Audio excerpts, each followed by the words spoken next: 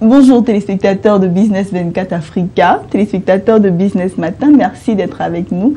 Je suis, comme je vous le disais, sur ce plateau avec Monsieur Lodamas. Monsieur Lodamas qui est journaliste à PME Magazine. Il est aussi spécialiste des marchés financiers. Et avec lui, nous allons parler de ce thème, les enjeux de la privatisation des banques publiques. Monsieur Lodamas, bonjour. Bonjour madame. Voilà, merci d'être sur notre plateau. Merci pour l'invitation aussi. Voilà, avec vous, je le disais tantôt, nous allons parler des enjeux de la privatisation des banques publiques. Oui. Voilà, et nous allons tout de suite vous demander, Monsieur Lodamas, qu'est-ce que la privatisation? Expliquez-nous un peu, on entend beaucoup parler de privatisation. D'accord, donc de façon simplifiée, lorsqu'on parle de privatisation, disons on parle de privatisation lorsque des parts détenues par l'État dans une société, ces parts-là sont finalement cédées à des personnes physiques ou des personnes morales qui évoluent dans le secteur privé. Donc c'est un processus qui permet de transformer des parts publiques en des parts qui deviennent désormais des parts privées. D'accord. Donc on parle de privatisation. D'accord.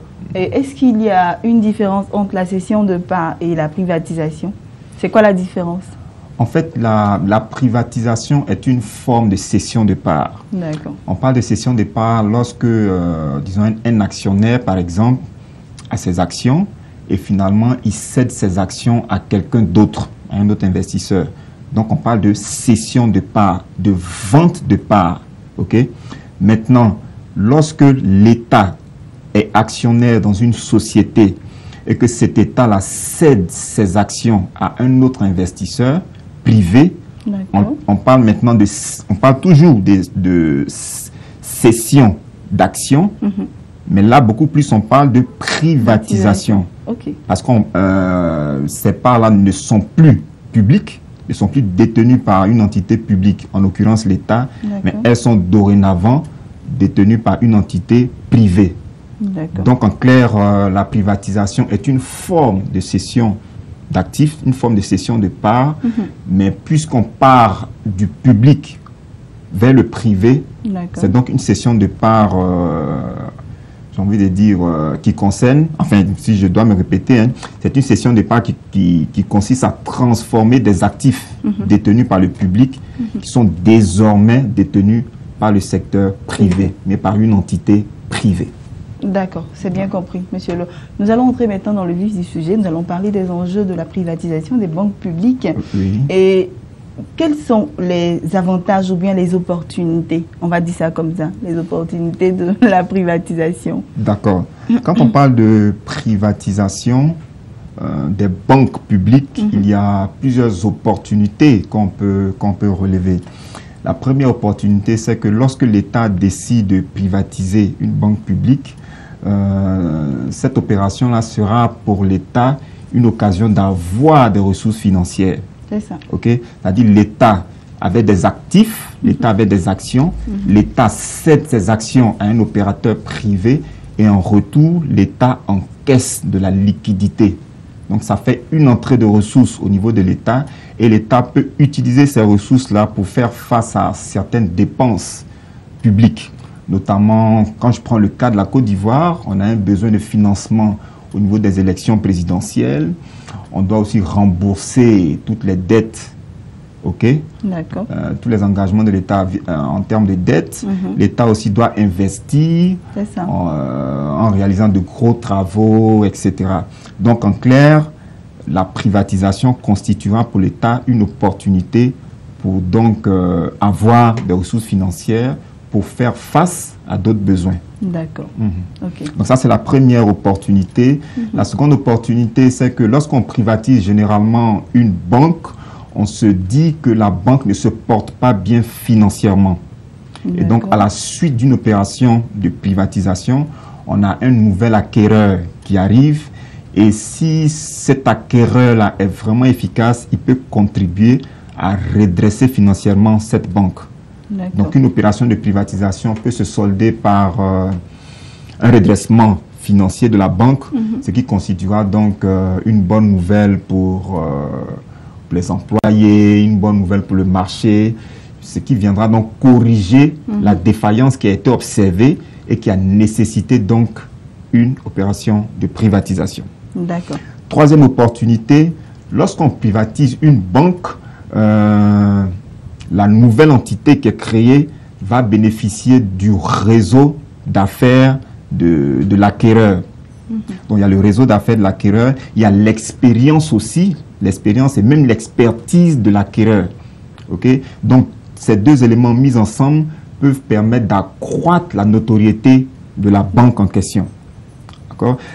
Pour prendre le cas de Versus Bank par exemple, en termes de clés de répartition, il est prévu que 67% du capital de Versus Bank soit cédé à un groupe bancaire expérimenté dans le domaine du financement des PME.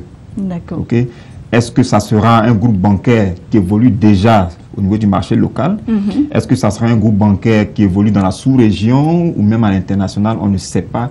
Mais si c'est par exemple une banque internationale qui vient en tant qu'acquéreur de Versus Bank en question, la nouvelle entité qui sera créée donc pourra bénéficier de la large expérience internationale du nouvel acquéreur. D'accord. Okay? Et ça fait un plus à la banque?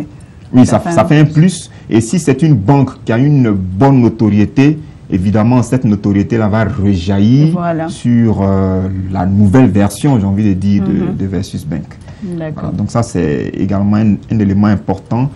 Autre opportunité que nous pouvons évoquer, le fait que l'État de Côte d'Ivoire dise que telle banque sera désormais privatisée, c'est un bon signal pour les investisseurs qui veulent intervenir dans le domaine du secteur bancaire. Parce que au niveau de la Côte d'Ivoire, le taux de bancarisation est très bas, il tourne autour de 14%. Cela veut donc dire qu'il y a du potentiel en termes de marché bancaire. C'est ça. D'accord? Donc, tous les investisseurs qui sont intéressés par ce marché bancaire voient donc qu'il y a une grosse opportunité d'investissement. Parce que ce qu'il faut comprendre, c'est que le processus de création d'une banque commerciale dans l'espace UEMOA peut prendre du temps. Okay? Donc, au lieu de créer une nouvelle banque, l'État donne donc une grande opportunité aux investisseurs de racheter une banque qui existe déjà.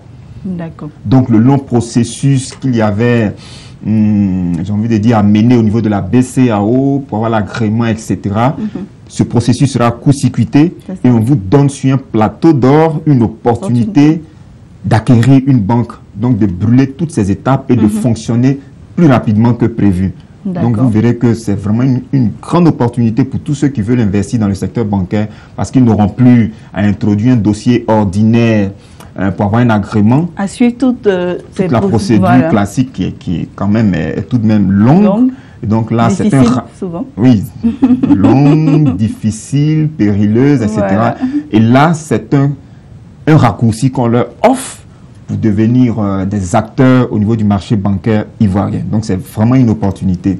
D'accord. Dernière opportunité aussi qu'il est important de relever, c'est que le fait que l'État privatise une banque peut être une occasion pour cette banque-là de développer de nouveaux produits.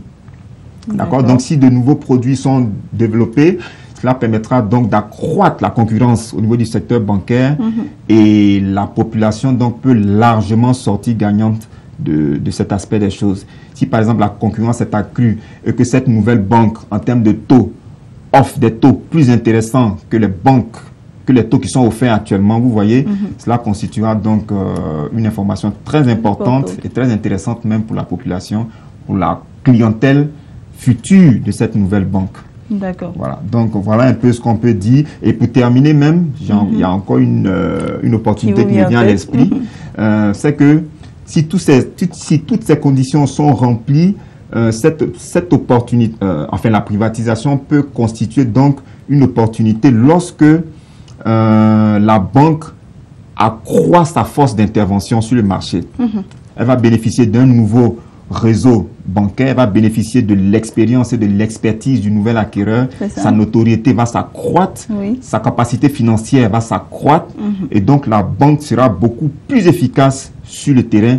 Donc en clair, sa force d'intervention va s'accroître et elle sera vraiment performante beaucoup plus sur le marché. Un bon signal pour les investisseurs. Oui, un bon signal pour les investisseurs, un bon signal également pour les clients.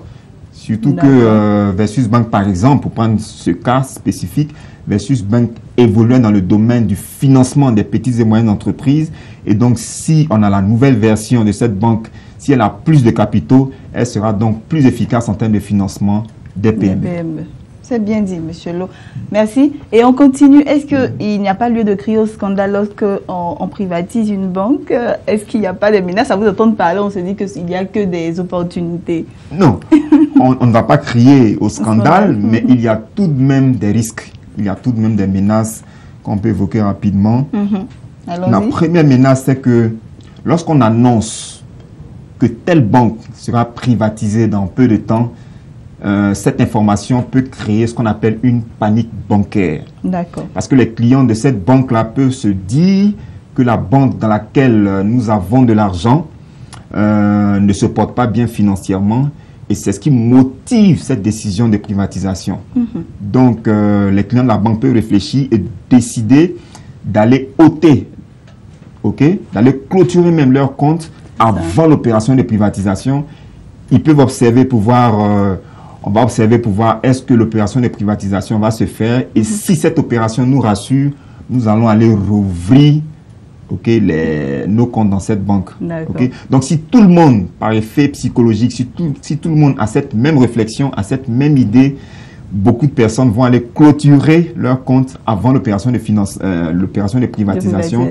Et donc, on va assister à une sorte de panique bancaire.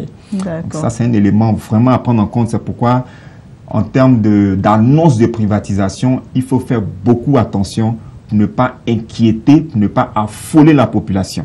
D'accord. Ça, c'est un premier élément. La seconde menace, c'est que une opération de privatisation peut emmener beaucoup de changements, peut générer beaucoup de changements, notamment un changement au niveau du top management. L'actuel directeur général de la banque à privatiser, ce n'est vraiment pas évident qu'il conserve son poste après l'opération de privatisation. Parce que généralement, l'acquéreur qui arrive vient avec son équipe, vient avec son style managérial.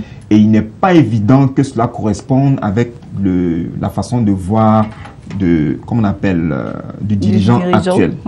Donc, il y a un risque à ce niveau de changement du top management. Il y a un risque aussi de réduction du personnel même de la banque. Parce que si la banque ne se porte pas bien, l'acquéreur, lorsqu'il arrive, il peut vouloir réduire certaines charges, notamment les frais de personnel.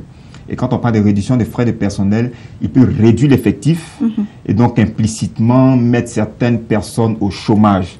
Donc cela peut provoquer des tensions sociales et donc il va falloir faire très attention. Quel genre de changement le nouvel acquéreur va apporter au niveau du personnel? À ce niveau-là, nous pensons qu'il y a certaines menaces tout de même qu'il ne faille pas négliger. D'accord, auquel il faut faire très attention. Oui, il va falloir faire très attention. D'accord. Ensuite, l'autre menace aussi, lorsqu'un acquéreur arrive sur un marché qu'il ne maîtrise pas forcément, il peut développer des produits qui ne sont pas adaptés à ce marché. Si par exemple, la banque à privatiser est désormais acquise par, je dis n'importe quoi, une banque internationale, une banque américaine, une banque nigériane, elle peut répliquer les produits qui sont vendus, qui sont commercialisés en dehors du territoire ivoirien. Elle peut répliquer la même stratégie commerciale, mais cette stratégie commerciale peut ne pas être adaptée à l'environnement local. D'accord. Donc, si vous développez des produits qui n'intéressent pas les Ivoiriens, vous voyez un peu, c'est vrai que ça fait partie de vos produits que vous développez ailleurs, mais les Ivoiriens peuvent ne pas être friands de ces produits-là forcément. Voilà. Donc, il y a un risque d'inadaptation de la politique commerciale de cette nouvelle banque. Donc, il va falloir faire très attention à la stratégie commerciale qui sera déployée sur le marché. Ensuite, en termes de perte de contrôle de l'État, ça aussi, c'est un élément important qu'il faut soulever. Auparavant, l'État était actionnaire dans la banque. L'État avait la possibilité d'influencer, par exemple, la politique de financement des PME. Mais là, l'État est en train de céder ses parts. L'État ne peut plus donc influencer les décisions. L'État ne peut plus contrôler la banque. L'État n'a plus sa main mise sur la banque. Voilà, l'État n'a plus sa main mise. L'État donc perd le contrôle de la banque. Tout à fait. Maintenant, le nouvel acquéreur qui arrive, est-ce qu'il va entrer forcément dans la vision de l'État? Est-ce que financer les PME sera sa priorité?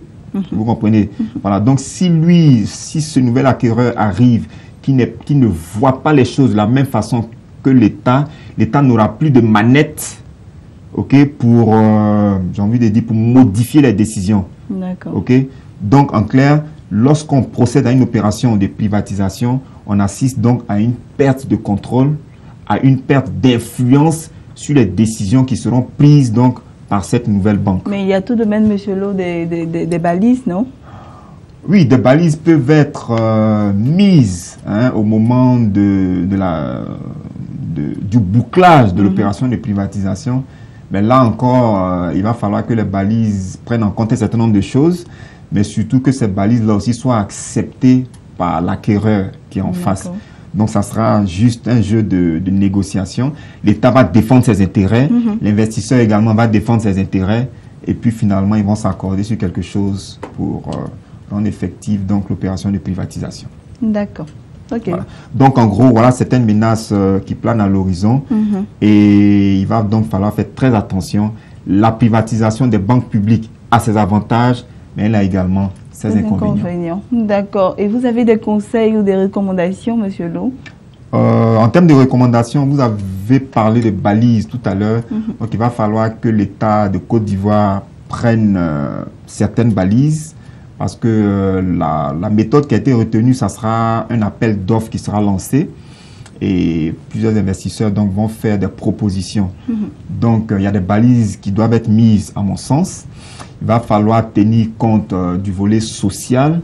C'est-à-dire, on peut par exemple fixer, on peut dire par exemple, vous prenez la banque, mais il va falloir conserver au moins 90% du personnel actuel. D'accord. Ça, c'est certaines balises, par exemple, qu'on peut mettre pour préserver les emplois du personnel actuel. Donc, il y a ce côté-là à prendre en compte. Il y a aussi le volet, il y a un autre volet que je veux évoquer. Quand on prend le cas de Versus Bank, il y a 33% du capital qui sera cédé à des investisseurs nationaux. Donc, c'est une réelle opportunité pour des personnes physiques de prendre des actions au niveau de Versus Bank. Il ne serait pas souhaitable que tout le monde se dise non, cette opération de privatisation ne concerne seulement que le secteur bancaire, ne concerne seulement que des investisseurs fortunés. Non.